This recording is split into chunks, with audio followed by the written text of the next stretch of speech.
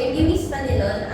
Tama yan. Bilang isang traffic enforcer, lagi ko nakikita yung kahalagan o gaano ka-importante ang disiplina at respeto sa kapwa natin pasahero. Simple lang naman kapag sisikat sa public transport, umupo ka ng maayos at ilagay mo na agad yung bag mo sa lap mo or sa harap mo. At huwag mo gawing storage space yung katabi mo upuan. Regarding manspreading naman, wala tayong batas tungkol doon, laban doon, pero may common courtesy naman tayo na dapat sundin. Dapat nating tandaan ang jeep or mga public transport ay hindi lang para sa isa, kundi para ito sa lahat. Kapag disiplinado ang mga pasahero, mas maayos, mas tahimik at mas mabilis ang biyahe naman. As an etiquette coach naman, lagi kong sinasabi na space awareness is respect. So when you sit with your legs together and keep your bag properly placed, either hanging in front of you or on your lap, you're showing respect to others. So these small acts naman helps others to feel comfortably, lalo na nga in a small space kagaya ng. At kung may mga tao rin magsasabi na pwede kong pa-adjust ng kaunti, so ngumiti na lang tayo siguro, tapos konting ganun. So being mindful of space isn't just about comfort, it's about pakikipagkapwa natin. That's actually true. And from a sociological perspective naman, yung simpleng pag-upo natin o yung paglagay natin ng mga bag natin sa tamang paglagayan, actually reflects our sense of community. And when a person sits properly and keeps their belongings close, it shows that they value cooperation in shared spaces. But when someone takes more than their fair share of space, it shows self-centeredness and disregard for others. Kung yung isang tao ay marunong umupo ng maayos at yung tago ng kanilang gamit, may tendency na gagayahin sila na nakakarami. Yun yung tinatawag natin na social modeling.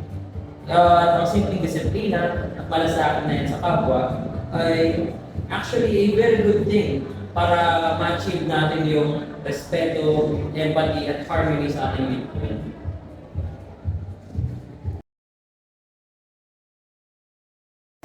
Thank you, Thea. From a sociological point of view, this relates to what we call social norms, or the unwritten rules that we actually follow as a society on how to behave in public. When we are in public, given naman na we're going to be maintaining a peaceful and respectful atmosphere. Now, when someone speaks loudly or causes a disturbance, it disrupts that balance. Practicing good manners in public transportation is not only about politeness, it's also about respecting others' spaces. I agree with that.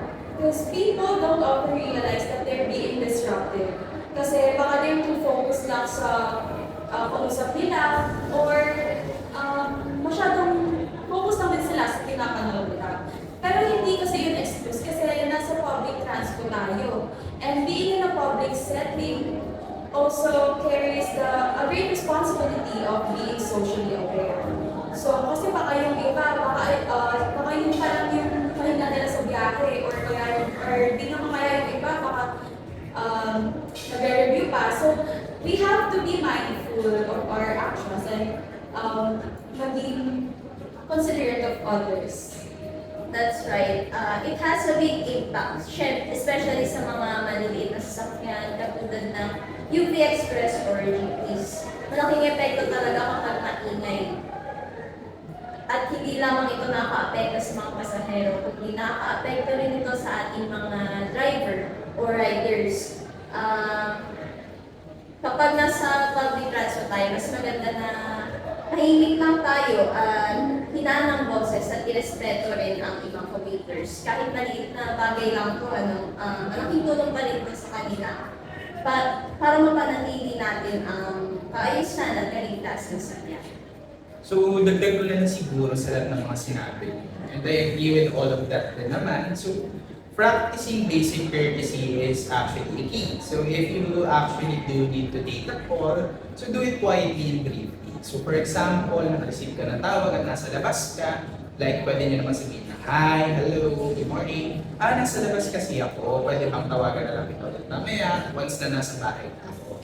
So when it comes naman siguro on watching videos or listening music, siguro I could